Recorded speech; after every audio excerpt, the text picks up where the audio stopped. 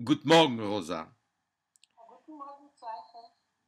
It's really a great pleasure to have you for this interview for our friends of the Facebook group Yiddish pour les nuls. This interview will be in English. You speak English, of course. You speak Russian. You speak Hebrew, where you live in Israel. You speak Yiddish also, but I think that you don't speak French, so it's better for us and for most people that we make this interview in English. So this interview is recorded through Skype, and it will go public on YouTube. Are you okay with that? Okay. Okay. Yes.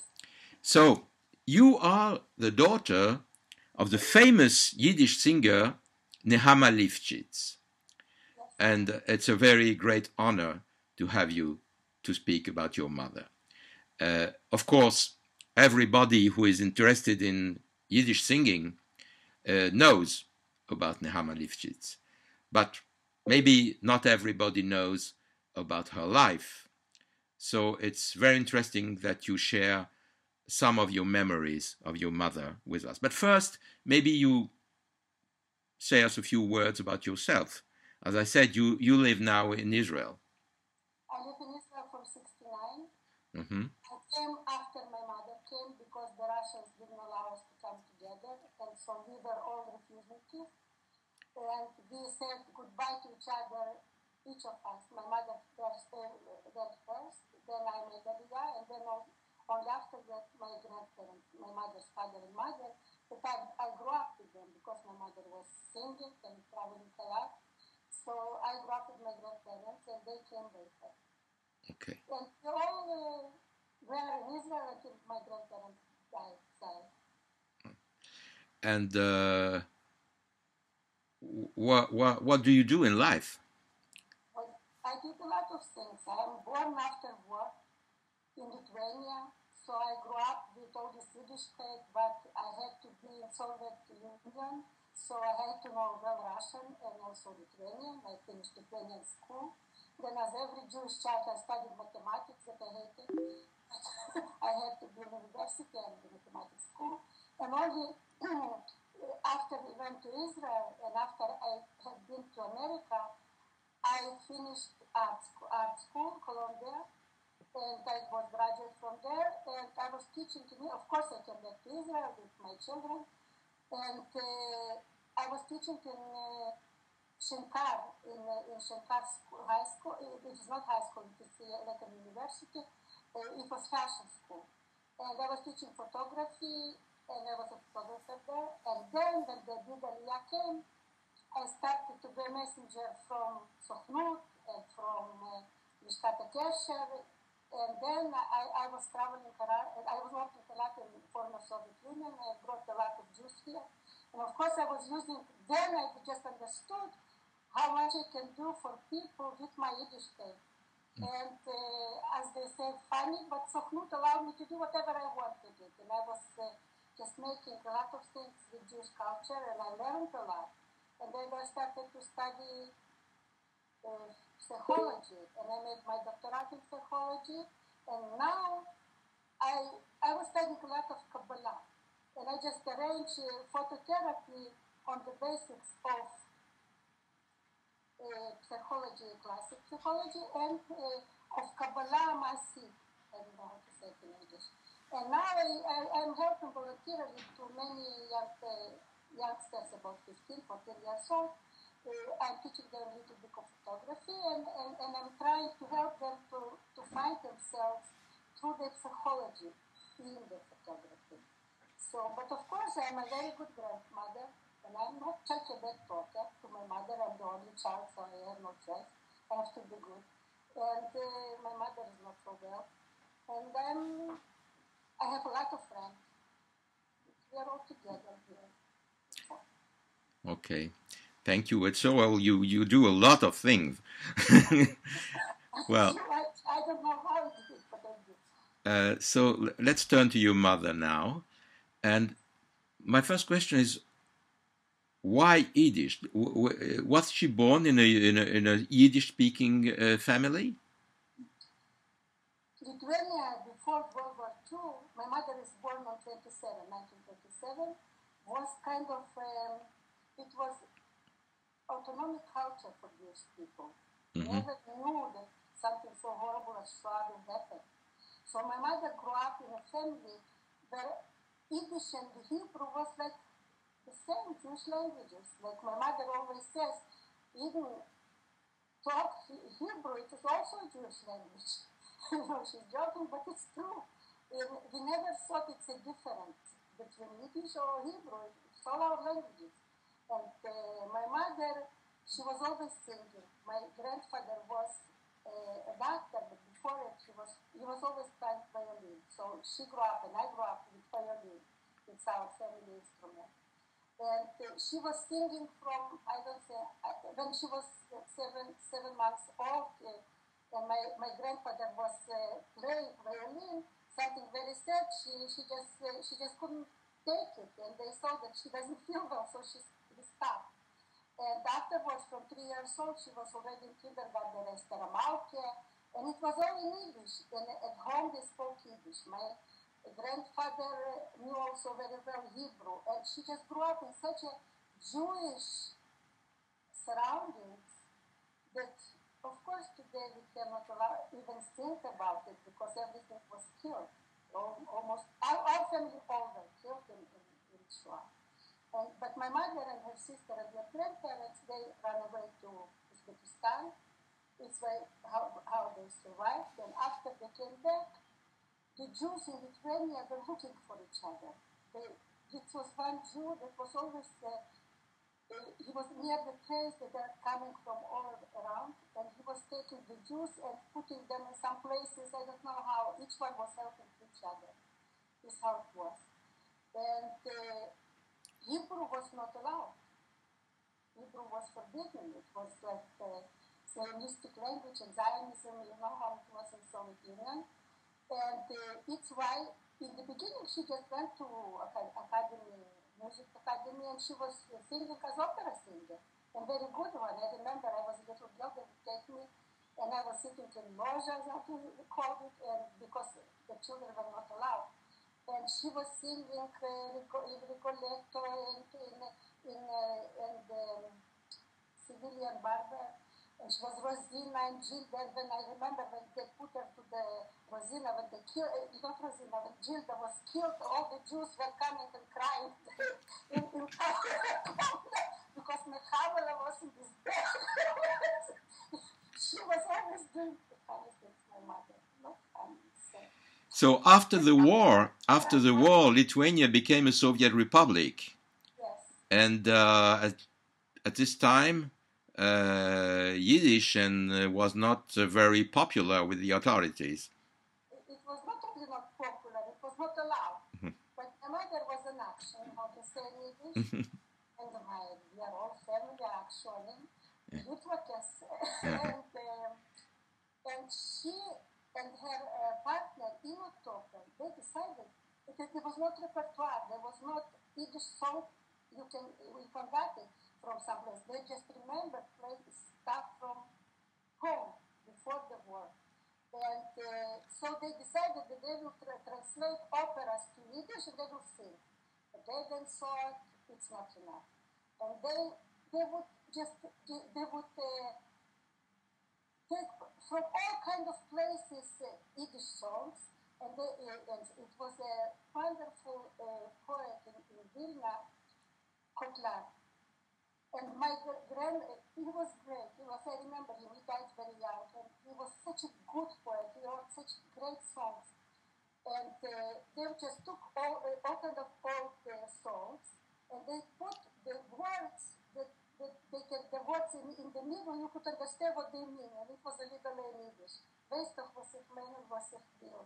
And it was my grandfather's idea, and Kotlar put it together, and then little by little they would just have a repertoire, and my mother finished the school, and she was in Philharmonia, and in Lithuania, the Lithuanians after war, they were much better than the Russians. They were not, because they hated so much the Russians, so they They just really, and then some people were okay with the Jews. And they helped the Jews, and they helped my mother. And we cannot forget this one also. And my mother started to sing with Ino Topper, but Ino Topper made Aliyah, and she became alone. And then it was this contest of music of Soviet Union in Moscow, and she decided that if she will go there, she will be like, she didn't think that she will get the first place in this place, the Yiddish song, but she said that then she will be allowed to sing Yiddish in some places. She always thought about how to arrange it in the beginning and how to do it. She's very clever in this. And she went to Moscow, the Yiddish song, a Kranke Schneider, and what else? It was a little in Yiddish, I think. And Utosov, if you know who it is, it was a very famous Yiddish guy that Stalin liked him, and he sang Yiddish songs and all kinds of other songs. He was very famous artist, and in movies. And he was the one that was the president of this college of the commission. How do you say it? I don't know Yiddish something. And when my mother started to sing, he just came up and he always broke the table there, he said there. And there were Yermayaus and there are all kinds of very good and known people. And they were not afraid, I don't know why. And she got the first place, I will send it to you, I have the diploma, and also with Union, with the Yiddish song. And then it just made her like,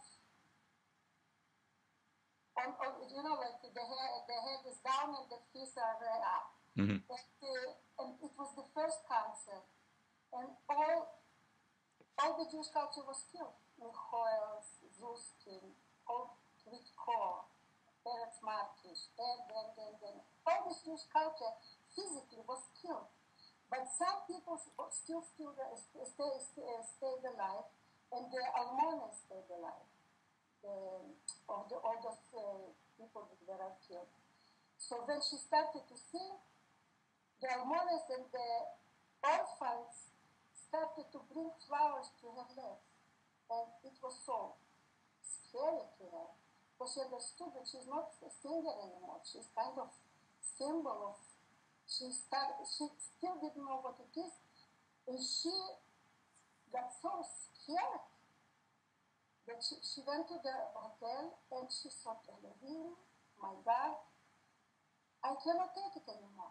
It was so hard on her. And then in the morning, the daughter of Michoel Stala called her and she told her, Nehama, if my father would be alive, Michoel Shlomo, he would bench you, he would bless you. Mm. And she understood that there is no way there. And it's how she started to be not only a singer, but a really good Jewish fighter for everything that we stand for until now. For Jewishness, for the right to go back from Soviet Union to Israel. And when people, KGB started to persecute her. And now in Lithuania, I go to Lithuania about twice a year. Because we have the Shoah and the Yom HaShoah and all kind of things. And in Lithuania, I took from the KGB archives what the Lithuanians did. Russians took all the papers to Russia. But the Lithuanians made kartoteka, how they said, and I took all about my mother on one page that is written how they just made her life horrible. But she went through it, and she was very clever.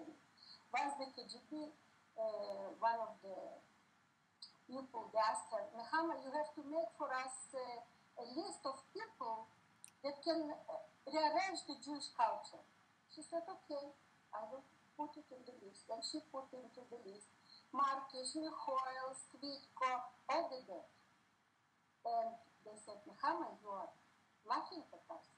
And she said, no, you're laughing at me. You want me to make the live ones in the same place? And it was all kind of things that happened to her. My mother wrote a book when she doesn't want to publish it because she said that too many people will, not everyone wants to listen how he was at those times. And not everyone was a hero, and it's okay. It's hard to be a hero. Today it is very easy for us to say, oh, it is so okay, I would do it this way and I would do it this way, but they didn't because they were afraid, and I can understand them, and it's okay to be afraid. We are not beaten, so we are not afraid. But I'm not afraid because I'm not beaten. But who knows if they would beat me, what would they do? And it's what my mother always said to me. Then she was traveling around all the Soviet Union. Now I want to say that I was in Sokhnut and we were looking for the Jews in all kinds of places. I would say, my mother, where would you go to where were your concerts? I have to find the Jews. And she would tell me to what places to go, and we all would go to those places and we found Jews. With my mother's places then. And it was in the 90s, yes, in the 90s. Late 90s and in the middle 90s. They still were Jews there. Now it's different in the small places. She was really a hero of the Jewish culture and of the Yiddish culture. Yes. And then she came to Israel. Before it, she was the first singing Hebrew on Moscow in Vermont, Mm-hmm. on the stages. How did she do it? Also, it was once she did it when she said Yadanuga Arab song. And nobody told nobody. So nobody told anything that she was singing Yadanuga. And then in Russia, it was this anthology of Jewish songs in Russian. The Jewish communists, Alexander Pen, Adamad Mati. And she was singing Adamad Mati. It is a very, very Israeli song, and it's a great song. And she knew how to put it. Also, she was every song of her was a story. And it is a lot of more, but it's enough. I have read that in our audience, not everybody understood Yiddish, but she had a way to act songs that made everybody understood. It was the song in the song. Mm-hmm. And also what she did after the concert, the public would come and she was singing the songs that were not allowed on the stage. Mm-hmm. Like many songs and Hebrew songs, and she knew them. She's a very she knows a lot. And my grandfather was that way. I am the only person that Yiddish in Hebrew was, because of I grew up in Soviet Union, was my native language. I had to know better Russian and Ukrainian. So, but now my children, again, they speak Hebrew and they don't know Russian. It was crazy not to teach them, but we were a little crazy. And they know a little bit, but they speak Hebrew and they speak a little Lithuanian, and they speak, of course, Yiddish very well. They study in India and this way. Thank you very much, Roza. It was really a great pleasure. Thank you very much indeed.